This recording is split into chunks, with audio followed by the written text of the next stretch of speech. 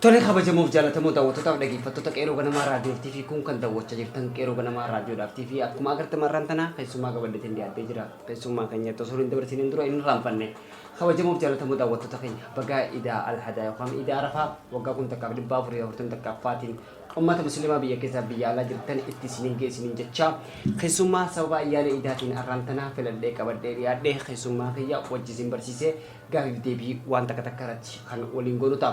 Keessummaa keenya simaddaa nafaana turtii gaarii isin jaam. Keessummaa keenya waajjira yookaanoo istiidiyoo qeeroo ganamaa raadiyoo TV'tti argamuu keetiif waamicha keenya kabajjee asiin argamuu keetiif duraan dursee baga nagaan dhuftee baga ittiin si geessin jaam.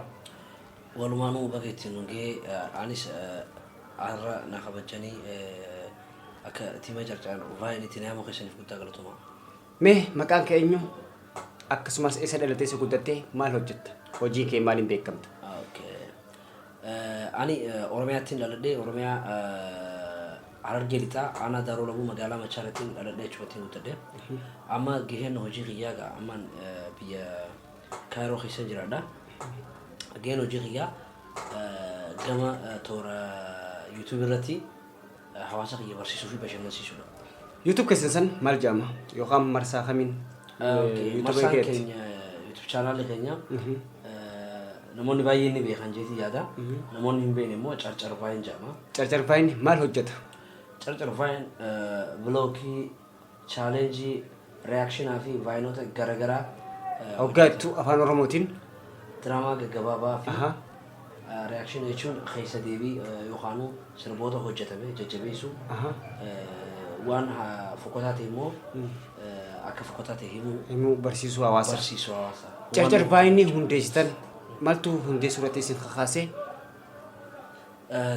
Carcarfaayin kana hundeessuu irratti jalqaba irratti waan nu kakaase xiiqiidha. Xiiqii hoggaa jettu? Xiiqii hoggaan jiru beektaa biyya kana keessatti yeroo jiraachuu turretti jalqaba 2016 hawaasni Oromoo bal'inaan waan Habashaa kana hordofa. Nuuf hiriyoonni keenya carcarfaayin hojii hundeessine yaada wal fakkaataa qabna. Yaada wal fakkaataa kanaatu tullee waliin nu fide. Maaliif namni waan keenya dhiisee waan namaa laalaa? Maaliif sababni maal rakkoon jirtu kan jiru raayii? Akkuma nana yaadutti badhaasaan yaadu ture. Akkuma nana yaadutti ifaanis yaadu ture. Amiroonis, Leencoonis, Fixaanis, Boonaanis ijoolleen jalqaba hojii diraamaa kana hojii eegalee hundi isaanii akkasii yaadu turanii. Shamarranoonnis nu waliin jiranillee yaada wal fakkaataa qabna jechuu barbaadeeti. Yaada wal fakkaataatiin gara artiitiin hawaasa keenya tajaajila itti gabbatan. An tajaajila duratti maali rakkoon jirtu namni keenya maaliif waan namaa maaliif hin taane barrees namni bahee dummeessee waan namaa kana fooloo godhee dummeessee if duuba deebitee dadhabina kan ilaalta. Gizeen hawaasa kana maaliif waan namaa kana ilaaltaniin maaliif waan keessan ilaalle jettee gaafattee deebiin hawaasni si deebisu maaltu jira maal laallaa hin bareedu wiidoon Oromoodha diraamaan Oromoo hin bareedu gaafa akkanaa si deebisan. Kanaatu nu aarsee xiqqee keessa galchee akka waan kana bannee maybe waan fooyya'aa ta'e tokko akka dareenu kan kakaasee jalqabne kana. Kanarratti hundootanii hawaasa keessanii tajaajila gama artiitiin waan saba biraa dhiifnee saba keenya uummanni keenya afaan qabu afaan keenyaan dhageeffatee haa bu'aaruu dhageeffatee waa baratu jettanii gama kana dhuftan. Egaa ergasiin hawaasa biratti fudhatama argattan moo hawaasni isin daawwachuu eegalee moo hawaasni isin irraa waa barattee waa hubate jettanii ni yaaddanime? Akka ajaa'ibatti hawaasa bira fudhatama argannee jirra. Namoota yeroo gabaabaa keessatti beekamtis jaalalas horatee irraa nuti jeetii yaada. Egaa nuti ijoolleen carcarfaayin hundi isaaniitu jalqaba akkuma isin jeetii xiiqiidha. Waan kana immoo hojjennee hawaasa keenya keessatti waan bareedaa dalaguudhaaf hanga danda'amnetti biyya baqaa jirru kana keessatti maatiriyaala hin qabneen si galee bilbilaan sodaataa yeroo baay'ee agartee jiraatti eerfoona telefoonaa fayyadaman akkanatti asirraa hin gaddifne bilbila keenya sagalee riikardi goonetti viidiyoo hojii konneekti goona jechuudha. Bifa saniin hanga danda'ametti akka jarra baashaa sanitti maatiriyaala qabaannee viidiyoo HD kwaalitii isaa eeggate waraabnee kana bira geenye yenneeti kakaane garuu sanillee ta'uu baatu garuu hanga humna teenyetti maybe haala keenya kana laalee namoonni garaagaraa carraa maatiriyaala kan nu guutuu ni jira jenneeti dalagaa turre. carraa sun isin argamne garuu akkasumaan dhiibuma jira hin dhiifne nuti. Egaa callaa rakkoos bal'oos hawaasni isin hubachuun dirqama ta'a. Erga gama aartiitti dhuftan garuu gaa nama aartii tokko egaa aartiitti bee bu'aa bee hedduu keessa dabra. Rakkoon garaagaraa yaadaan cinqamuu wanta akka yaadanii fiduun aayidiyaa takka irratti nama rakkisa. Wayita aayidiyaa takka yookaan uummata duree takka barreeffattanii gara viidiyootii jijjiiruuf gabbaatan biitituun biyya namaatii waa hedduu nama qunnama jeetii yaada akka nama tokkotti. Waa isin qunnamee takka hamtuun sababa viidiyoo kana hojjechuuf gabbaatan irratti isinirra geessi ni jirti qaamota biraatirraa. Hamtuun hedduudha. Lakkaa'ituun fitu beektaa nuti amma waggaa takkaa fi ji'a muraasa taanee jirra waan kana eegalle. Garuu jalqaba 2016 irratti akka reefuu jalqaba irratti tokkotti toora feesbuuka kiyya irratti eegallee turre. Maaliif yeroo san editara hin qabnu telefoonilleen ka amma qabnu kanarra sun hedduu old modeelidha. Amma telefoonis fooyya'aan dhufe toloonni itti fayyadamnu kunis telefoon smartiidha. Meeshaan akka kaameraa afaan qabdanii? Ammaaf hin qabnu meeshaa akka kaameraa hin qabnu. Namarraa fa'aa ergifannee ni kareeffannaa ittiin fayyadamna jechuudha. Walumaa galatti nuti maateriyaala hin qabnu jechuu dandeessa. Gara gaafii keenyatti si deebi'a hamtuu jettu bara. Rakkoon garaagaraa ala gabbaatanii. Walumaa galatti rakkoon ni jirti gaa rakkoon lakkaa'amtee nutu rakkooleen akka maateriyaala kana kana osoo jirtu rakkoon dhiibbaan hawaasa biyya tanaa lammii biyya tanaatii fi karaa mootummaatiin seera biyya tanaatti viidiyoo takka waraabuun dhorkaadha beektaa. Waan takka waraabuun kaameraa fi maayikaa wal bira qabattee argamuun seera biyya tanaatti qilleensoo si darbaa jechuudha. Haa ta'u garuu miti taaksii keessa fa'aa taa'aa waraabaa ganama subii yeroo namni hirribaan kaane bariisaa jechuudha. Azaana subii booda deemnee fa'aa viidiyoo biyya lafti babbareete waraabnee maaliif akka nuti itti lafaa kaane waan wayyaa si galee waan wayyaa habashaa tana hokkee Oromoo tana keessaa baasu danda'u daleedha akeeka keenya kuni. Jennee ganama fa'aa kaanee waraabnaa. Bifa kanaan yeroo deemtu karratti lammiin biyya tanaa shabaabni biyya tanaa si qabee si tumuu jira si fattashuu jira. Meebii tasafaa osoo waraabduu sekuritiileen mooraa namaa eeduufaan. Takkaa guyyaa akkasii isin dhufanii ni beekanii akka yaadannutti. Ani jira viidiyoo gama dubarratti hiinee jira. Yoo agartee jiraate viidiyoo sirbaan dhaamuu jiru tokko irratti osoo waraabuu jiru bakki sun boota addababayii beektaa makiinaa naannoo iddoo guddaa addababayii jechuudha. Addababayii kanarratti waraabuu jirra ture. Akkasii foolisiin dhufee nu ariite guyyaa takkaa fi lamaa miti kun foolisiin qabamnee kaameraa nurraa fuudhanii kaameraa nama fayyadamuu turre nurraa fuudhanii kaameraa keessa viidiyoo waraabne ilaalanii viidiyoon kamaali lakkii akkanumatti feesbuukaaf Instagramaa fa'aa barbaanneetu walii waan biraatiin itti jennee bifa kanaan gaafa harkaa baanee numa qabna. Ati garuu biyya kana keessa viidiyoo waraabuun ati sin beeytaa waan asitti himuu miti jechuu kiyya hawaasa keenya hin beekne biyyoota biraa jiraniif ootee malee haalli as keessa viidiyoo waraabuudha nama rakkisaadha. Egaa callaa gaafiin teenya ammallee akkuma itti fufteetti jirti.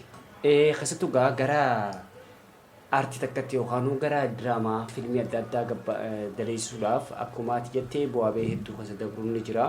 Nis ni beekama. Hawaasni keenya nu baratan ifis barsiisuu jirraa jettee mee hawaasa biratti isin viidiyoolee hanga ammaa daleedan kan hawaasatti isin gabbaasee hawaasa biratti ittiin jaalatamtan takka ittiin beekamtan fi kan isinillee hedduu waan abbaan jaalate gaa waan hundaa waan jaalatu jecha ta'e irra jaalatan hawaasa ittiin beekamtan tamime ni jira. Hojii hojjenne hunda numa jaalanna. Maaliif haalli nuti keessa baraa hojjenne suni wallahi himuudhaaf gaatii nama si bira jirutu si fufata. Nama bira simaatu nama bata beektaa.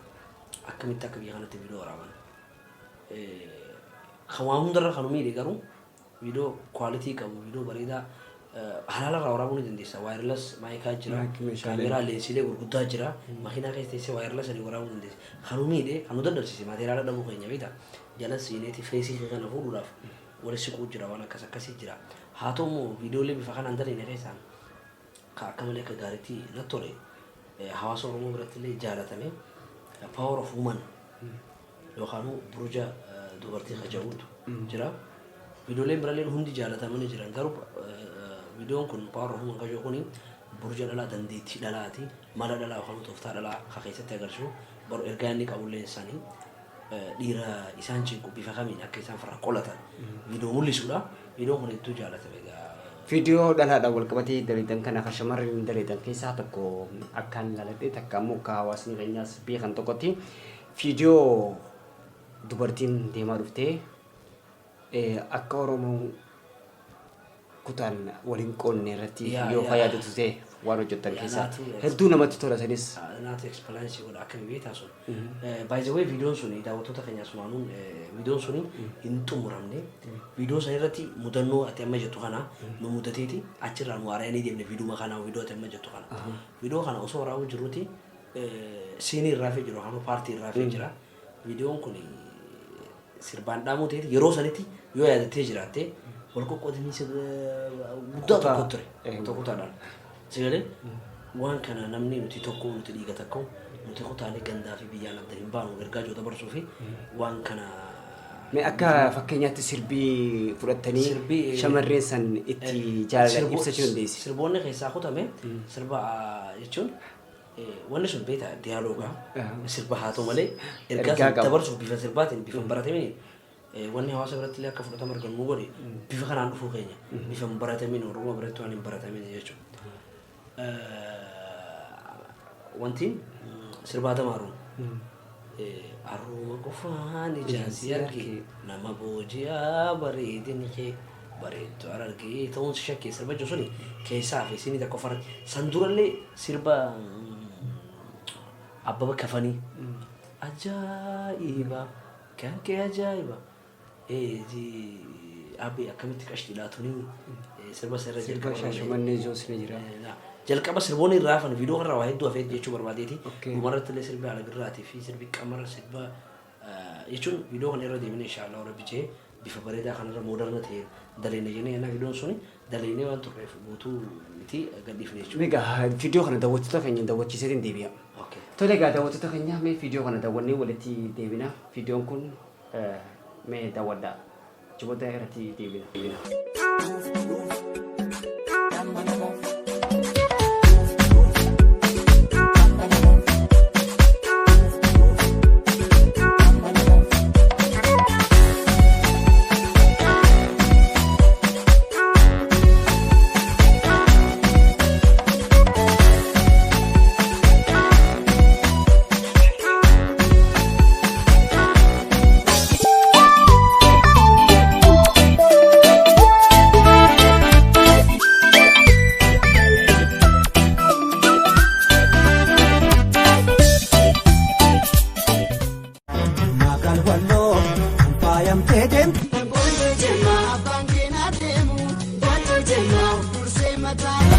Kwatu shake wadaga nakamte horusham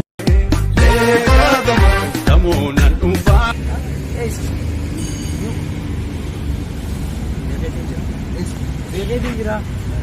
Shasa mane shase kamarran shase ono selanga bang pimpinne pimpinne ya pimpinne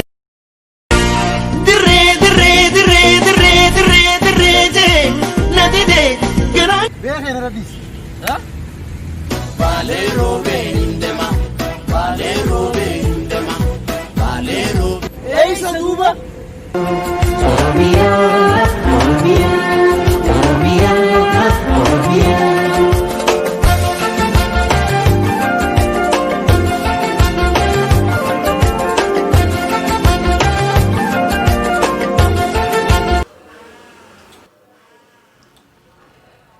Akkuma agartan akkuma daawwattan viidiyoon kun ergaa gabaabaadha qaba. Gaa shamarreen isaanis namni achirratti argan sirboota kutaadhaan sirbamee keessattuu jaalala kutaa irratti sirbame keessaa sirbi an Oromoo yookaan teessonaan gaafannaan jeen Oromiyaa jechuurratti micciyoon as baatee hunda isaanii walitti qabattee Oromoo ta'uu qofaaf filatte. Kun tokkummaadhaan ergaan isaa kallattumaan ati harargeedhaan jeen lakki an harargee miti jette ati arsiidhaan jeen lakki an arsii miti jette ati shawaadhaan jeen lakki shawaa miti duuba dirree moo shaashamanne baale moo finfinnee hajaurratti lakki an kan hundaa miti an oromoodha jechuurratti akkasii walii galee jechuudha. Ergaa hama ergaan isaa jechuun tokkummaa namni tokko beetee hodhadhatee bakka itti illee qaba. Finfinnees ta'e Shaashamannees Dirreedawaas ta'e Wallaggaas si galee miti. Garuu ati Wallaggaa dhaladhu feetu Shaashamannee dhaladhu Baalee dhaladhu feetu Harargee dhaladhu garuu Oromummaatu nu bolomsaa Oromummaatu tokkumsaa Oromummaatu wal jaalachiisa. So ergaan isaa kana fakkaatu. Egaa namoonni hedduun isinis gara diraamaatiinis gara adda addaatiinis hawaasa keenya waa'ee tokkummaa irratti waa'ee qabsoo irratti waa'ee aartii irratti keessattuu afaan keenya guddisuu irratti isin dhaloonni ammaa gahee keessan biyya baqaa keessatti isanii baachaa jirtan mee callaa erga hunduuttanii hanga ammaan tanatti namoonni isin yaadaan nuti eeggaran dinagdee nuti eeggartan meeshaa nuti eeggaran miidiyaa as keessa jirus haa ta'u qaroo as keessa jirtus namoota barumsa qaban haa taatu dhiibbaan garaagaraa namoota isinirraan gahanii fi yaada kan isin burqisan harka parsantiidhaan yoo ilaaltan kamtu irra guddataa isin dhufe? Dhugaa dubbachuudhaaf amma namoonni nuti eeggaran dhibbaa dhibbatti guddatee jira jechuun namoonni hundi nuti eeggaran garuu jalqaba gaafa eegallu sani chaalenjii guddaa ture. Chaalenjiin jalqaba maqaa carcarabaa hin jiru kanarratti chaalenjii guddaa fagoon deemanii namoota wajjinaan hiriyootuma keenya keessaa namoota kutaalee garaagaraa maalii akka ilaalcha gandummaa tokko kannaniif ilaaluu turan dhiibuu turan hatta hanga dhadhaan jalaa deeffachuu egzibishinoota garaagaraa biyya kana keessa karaa koominitiitiin karaa UNHCR'n qophaa'u irratti akka nuti ni hirmaanne carraan dhorkuu wantoonni kun ture gaafa jalqaba sanni ture. Booda uummatuma namootuma waan kana nurra dhiibbaa geessaa dhufanuu nuti ni boojine jechuu jaalalaan. Fitti harkistanii hojjetu jirtu. Boojinee fi harkisnee eegan hubatanii booda warri dhiifama nu gaafatanii jira.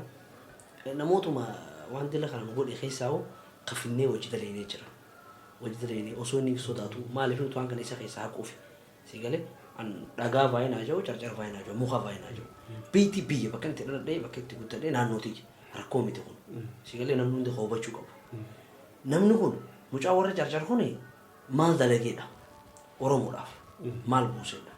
Si galee carcartuun Oromiyaa keessa jirti akkasitti hubachuu danda'uu qaba namni si galee waan carcar baay'een ta'eef qofa irra duuluu balleessuudhaaf akka nuti bakka maqaa kana jijjiirree wanti godhuuf wanni hin godhamin hin jiru. Alhamdulillah garuu ammaan tana namoonni sun hundi nu waliin abbaa gaafsan dogoggorree jira hubannoo nuti yeroo san qabnu illee sirrii miti. Kaanumaa fi kana jaanii nuti illee namarratti murteessine maaliif yeroo san yoo yaadattee jiraattee girgirri dina takka deemuu jira ture. Saaliyaa Saamileen yoo yaadattee jiraatte biyya kana dhuftee ati wal qoqqoodamiinsa tokko jaarama kaan akkana jaaramu jira kaan akkana jaaramu jira kaan akkana jaaramu jira jaaniiti waan kana wajjin nu hammata nuti gana biigina ramma lafaa hoo jirra waan kana keessaa illee walaba beeta namni keenya hubannoo qabu egaa sooshaal miidiyaa kana haasaan keenya haasaa sooshaal miidiyaa ta'e akkanumatti afarsaa takka ture garuu waan kana hunda sirreessinee ammaan tana qixa sirriidhaan deemuu jirra jechuudha. Egaa bu'aa bahee hedduu keessatti silattuu erga hundaa'een namni xiqqaatus guddatu waan takka sossoosu silaahuu rakkoos bal'oos ni argaa. Waa hunda keessatti harkaanfattanii as geessan jirtan hawaasa Oromoo birattis fudhatama argachaa dhufuu jirtan. Mee hojiin keessan kun itti fufamuu ni dhaabbata gabaabumatti. Ati potenshaal yookaan humni nuti qabnu kanaa miti. Xiqqaa isaati amma kaammaa nuti. Kaamma gaggeessu. Haganaa hojjechuuti isin irra guddaa. Yaa iskiriptii nuti lafaa qabnu hagana geessi dhugaa siif himuudhaaf guyyaa takka si garsiisuu hin danda'a. Guyyoo irraa ni barreessan iskiriptii kana oguu barreessu immoo baay'ina namoota manguddoo hawwan dhalaa waa hedduu barbaada. Muuvii hundaa jira beektaa. Kana hojjechuudhaaf waa hedduu feesa. Faayinaansii si feesa, maateriyaala gaggaarii si feesisa. Hatta faayinoota gaggabaabaa akka amma daleenuu kana moor kanarra moodernaayis godhuudhaaf maateriyaala bareedaa si feesisa. Nuti immoo kana hin qabnu. Ka qabnu kanaan immoo haga dhumatti jechuudha dalaguu jirra. Kwaalitii keenya argitee jirta. Ati wayyuma humaa hin jiru. Garuu beekigaa aartiin Oromoo guddattee jirta. Amma maal godhu jirtu waan aartiin Oromoo guddisuu jira siin jiru. Aartiin Oromoo guddattee jirti. Aartiin Oromoo bareechuu dhafeeti. Siigalee bareechuu dhafeeti. Maateriyaala bareedaan waan qulqulluutiin bareechuudha. Kanaafuu nuti illee aartii guddattee tana bareechuu irratti xiyyeeffanne. Egaa callaa aartiin kun nama miidhagu garuu gaa dhiirti tokko qoftiin kophaa kaatee gisee sossootu hin bareedu. Akka nama hawwatu akka nama tolu akkuma ati tuyxee manguddoota barbaachisa haadha abbaa ta'uudhaaf bata duree takka gisee barbaachisa waa'ee jaalalaa gisee dubartii barbaachisa waa'ee ijoollee barbaachisa waa hedduudha barbaachisa walumaa galatti diraamaa tokko yookaan fiilma tokko jechuu kanaaf mee shamarreen ija kaameeraa duratti ilmaan Oromoodhaa kan dandeettii qaban gama duwwaa deebi'aa jiran maaltu kana ta'aa dhufu waggaa hubattanii isin akka namoota diraamaa yookaan namoota baay'ina gaggeessu tokkotti maaltu isin mul'achaa dhufe maaltu boodaan bisaa dhufe dubartoota kana. Waan ajaa'iba maali beektaa waan namni keenya nu hubatin nama shamarreen teenya fedhii waa dalaguu ni qaban garuu amma fakkeenyaaf biyya kana namni faamilii hojii kajurura kan hin jirre irra guddaa namni faamilii hojii hin jirre kun hiriyaa qaba obboleeyyan fa'aa qaba sii galee ammas namni wajji mana gara namoota kanaa dhiibbaa irra gaggeessa har'a intalli takka dhuftee carcarraa irratti hojjechuudhaaf yoo ka dhuftu taate ilaalcha biraa waan jiraa miti waan hin taane jechuudhaan kuumantii hin taane kanuudhaanii fi nama kana akka dhufeen hojjenne nama fedhii qabu kana fedhii keessa cabsanii hafan immoo bara asirra dhuftee waan Oromoo fayyadu waan Oromoo guddisu dalagurraaf duuba deemte TikTok fi Instagram fi Messenger irratti immoo halka guyyaadhaan viidiyoo waraabti sii galee as dhuftee jechuun achirraa dhuftee asirra muuxannoo fudhattee yoo beekamtee deemtee TikTok sarara hojjetu taateewu followingii barbaadu sanii ol harkachuu dandeessi muuxannoon ishiin kaameeraa dura dhaabbattee waa dalaguutis ballataa fi dhufa guddataa fi dhufa kan understanding goone namni keenya dhalaaleen teenya jechuudha.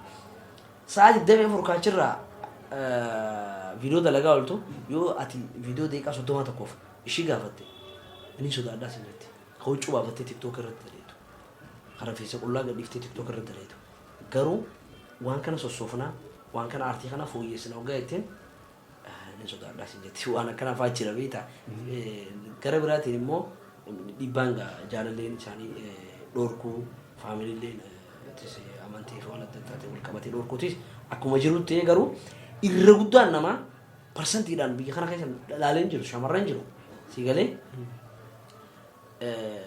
ka'achiyyuu akkas godhatanii gisee kaameeraa riilii kana waan sabaa takka waan sirrii takka dalaguu dhuftee qaanfatan yookaan waan maaliif akka ta'e beeku yeroo.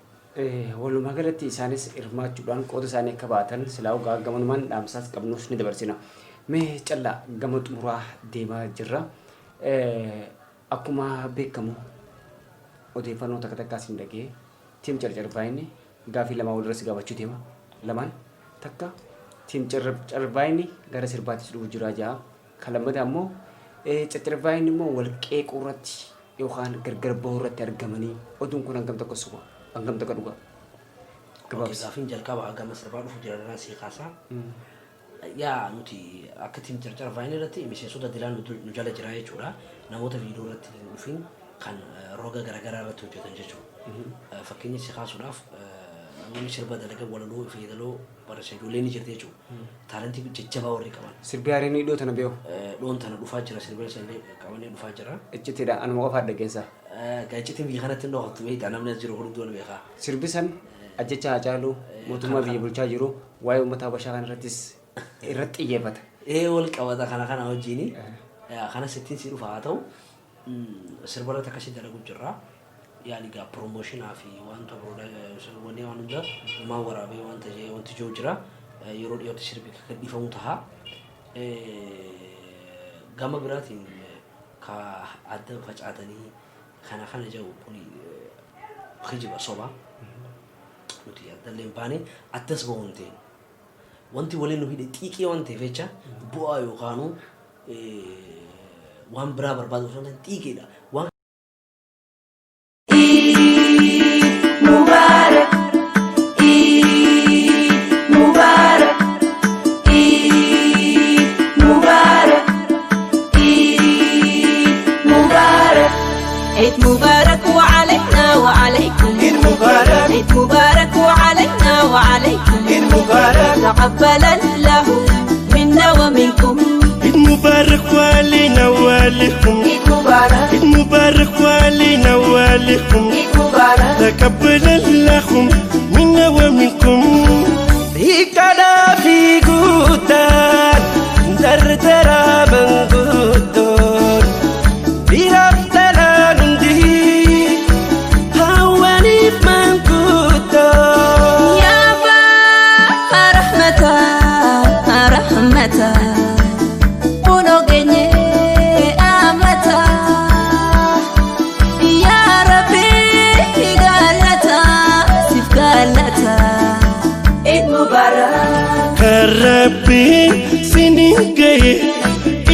قاري خنجال الله يا الله اتخبرا قالت خير تقلتنا كل عيد على بالسلام أدرسه كل بقالو بدنا أدرسه يا فكر يا دستا يا دكا يا سلام يا تينا يا دكا اللهم صل على محمد كانت نجيس يا ربي سينجنا حمدي تولو مكيتين تاتي هندي وقال نجيس نانيستي خابا الفنا نتوفستي دادب كينيا مران فوبستي كانت نوغاهي إن شكرا